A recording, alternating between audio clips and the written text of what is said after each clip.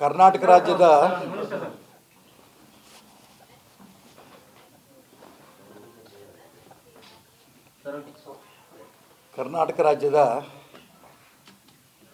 ರಾಜಕಾರಣದ ತಿರುವು ನಿನ್ನೆಯಿಂದ ಆರಂಭ ಆಗಿದೆ ಅಂತ ನಾನು ಭಾವಿಸ್ತೇನೆ. ರಾಜ್ಯಕ್ಕೆ ಒಳ್ಳೆಯದಾಗಬೇಕು ಅನ್ನೋದನ್ನು ಭಗವಂತ ಯಾವ ಸಂದರ್ಭದಲ್ಲಿ ಆಗಬೇಕು ಅಂತ ತೀರ್ಮಾನ ಮಾಡಿರ್ತಾನೆ.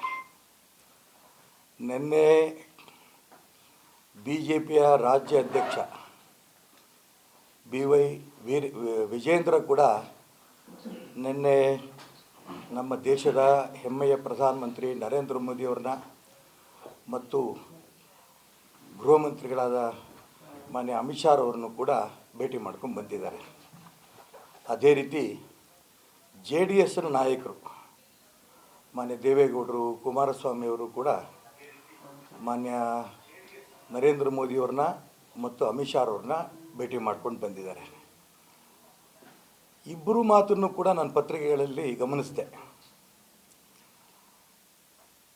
ವಿಜೇಂದ್ರ ಅವರು ಹೇಳಿದ್ದಾರೆ, ಎಲ್ಲ ಹಿರಿಯರನ್ನ ಜೊತೆ ತಗೊಂಡು ಯಾವ ಗೊಂದಲವೂ ಇಲ್ಲದೇ ರಾಜ್ಯದಲ್ಲಿ ಲೋಕಸಭೆ ಚುನಾವಣೆಯಲ್ಲಿ ನಾವು 28ಕ್ಕೆ 28 ಗೆಲ್ಲ ದಿಕ್ಕಿನಲ್ಲಿ ನನಗೆ ಮಾರ್ಗದರ್ಶನ ಸಿಕ್ಕಿದೆ ಇಬ್ಬರು ನಾಯಕರಿಂದ ಅನ್ನೋಂಥ ಮಾತನ್ನು ಅವರು ಹೇಳಿದ್ದಾರೆ.